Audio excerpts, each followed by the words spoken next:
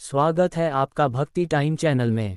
आज हम सुनाने जा रहे हैं एक ऐसी कथा जो बताती है कि जब इंसान का दिल पत्थर बन जाए तब केवल भगवान ही उसे फिर से इंसान बना सकते हैं। ये कथा है एक निर्दयी राजा, एक शापित चौखट और एक दिव्य संत की, जो समय से नहीं पर आत्मा से न्याय करते हैं। एक नगर था कर्णावती। राजा था जय सिंह। वह न्यायप्रिय तो था लेकिन कठोर हृदय का व्यक्ति था। जिसने एक बार अपराध किया उसे क्षमा नहीं मिलती थी, भले ही वह गलती भूल से हुई हो। नगर के लोग डरते थे, बच्चे तक राजा का नाम सुनकर चुप हो जाते। एक दिन एक गरीब ब्राह्मण पर चोरी का झूठा आरोप लगा।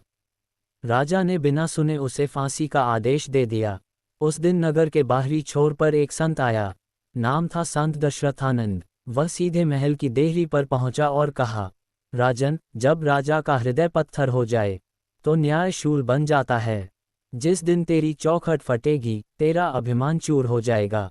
राजा ने हंसते हुए कहा, बाबा, मेरे दरवाजे भी नहीं हिलते, तुम्हारे शब्द क्या कर लेंगे।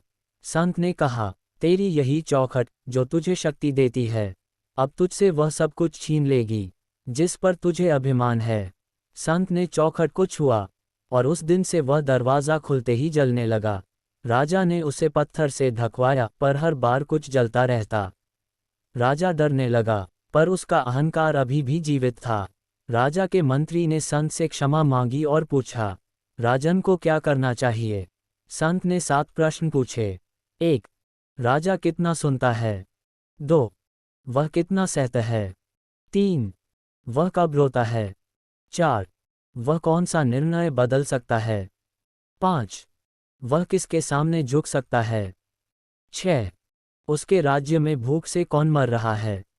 7. क्या उसका बेटा राजा बनने योग्य है। राजा को इन प्रश्नों ने अंदर तक झकझोर दिया। संत बोले, जिस दिन ये 7 प्रश्नों के उत्तर तुझसे छीन लिए जाएंगे तू सिंहासन पर बैठकर भी एक भिखारी जैसा रोएगा। और वही हुआ। राजा का बेटा अचानक रोगी हो गया। किसी वैद्य, किसी मंत्र, किसी पूजा से आराम न मिला। रानी रोती हुई गई संत के पास, हे बाबा, मेरे पुत्र को बचा लीजिए। संत बोले, एकमात्र उपाय राजा अपने पापों की क्षमा मांग ले। राजा यदि स्वयं मंदिर की चौखट साफ करे तो चमत्कार होगा। अगली रात बारिश आई। राजा ने अकेले मंदिर की चौखट धोई। जैसे ही उसने वह पत्थर हटाया, चौखट के नीचे से जलधारा फूट निकली। उस जल से जब पुत्र को स्नान कराया गया वह ठीक हो गया। राजा रो पड़ा। राजा ने खुद जनता से क्षमा मांगी। उसने दंड नीति में बदलाव किए, अहंकार छोड़ा और संत को गुरु मान लिया। अब हर निर्णय पहले वह निर्धन, बुजुर्ग और ब्राह्मणों की पंचायत से पूछकर लेता था। राजा ने 10 वर्षों बाद सिंहासन अपने पुत्र को सौंप दिया।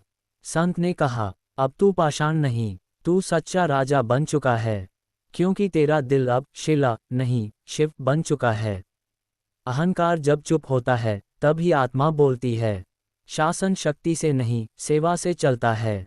और जब संत कोई शाप देता है तो वो विनाश नहीं चेतावनी होता है। धन्यवाद मित्रों, इस अद्भुत और चमत्कारी कथा को सुनने के लिए। कभी कभी भगवान अपने भक्तों को बदलने के लिए चमत्कार नहीं चेतावनी देते हैं, और जब चेतावनी को समझ लिया जाए तो वही इंसान राजा से संत बन जाता है। अगर आपको ये कथा ज्ञानवर्धक और प्रेरणादायक लगी हो तो कृपया वीडियो को लाइक करें, अपने प्रियजनों के साथ शेयर करें और हमारे चैनल भक्ति टाइम को सब्सक्राइब ज़रूर करें, क्योंकि हर सप्ताह हम लाते हैं आपके लिए ऐसी ही भावनात्मक और ईश्वरीय कथाएं जो न सिर्फ जीवन बदल देती हैं बल्कि आत्मा को भी स्पर्श करती हैं। बेल आइकॉन दबाना न भूलें ताकि अगली चमत्कारी कथा सबसे पहले आप तक पहुँचे। हरिओम, जय श्री राम, जय संतों की वाणी।